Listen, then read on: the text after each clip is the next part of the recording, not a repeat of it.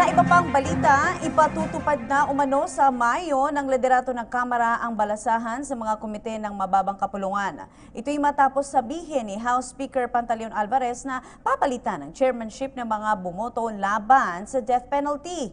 May live report ang aming kasamang si Jervis Manahan. Jervis?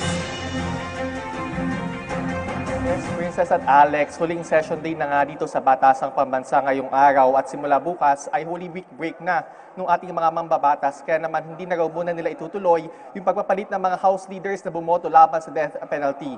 Pero pangako ni House Speaker Alvarez ay itutuloy nila ito kapag na-resume na yung session sa May. Gaya nga ng kanilang sinabi dati, si Majority Floor Leader Rudy Fariñas na yung mamamahala doon sa pagpapalit ng mga House leaders na ito. Ang napagkasunduan daw nila ay tatanggalin nila yung mga House leaders na bumoto laban sa death penalty mula sa kanilang mga posisyon. Pero kapartido rin naman daw nila yung ipapalit.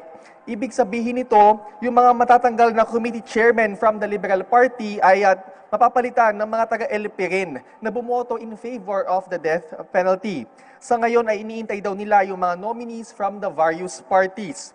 Kapag nagmatigas daw ang isang partido at ayaw mapalitan yung isang House leader ay idedeklara daw na vacant yung posisyong ito.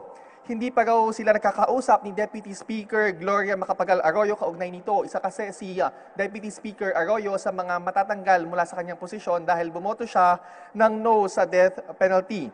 Nilinaw din niya na mapapalitan si Congresswoman Josephine Ramirez Sato sa Commission on Appointments kahit na yung CA ay isang constitutional body. Itinanggi naman ni House Speaker Alvarez na may mga ipinamigay siyang bonus o reward sa mga kongresista na bumoto in favor of death penalty. Yung pagkakapasa nga daw ng bitay dito sa Batasang Pambansa ay isa sa mga pinakamalaking achievement ng 17th Congress sa kanilang first regular session. Sa kanilang pagbabalik sa Mayo, kasama raw sa priority nila yung pagpapasa naman ng lowering of age ng criminal liability at ng anti-discrimination bill. Pag-aaralan daw ni Speaker Alvarez kung pwedeng sa halip na 9 years old ay maging 12 years old na lamang yung pinakamababa o yung minimum age ng criminal liability. Yan muna ang latest mula dito sa Batasang Pambansa. Balik sa inyo, Princess at Alex. Maraming salamat, Jervis Manahan.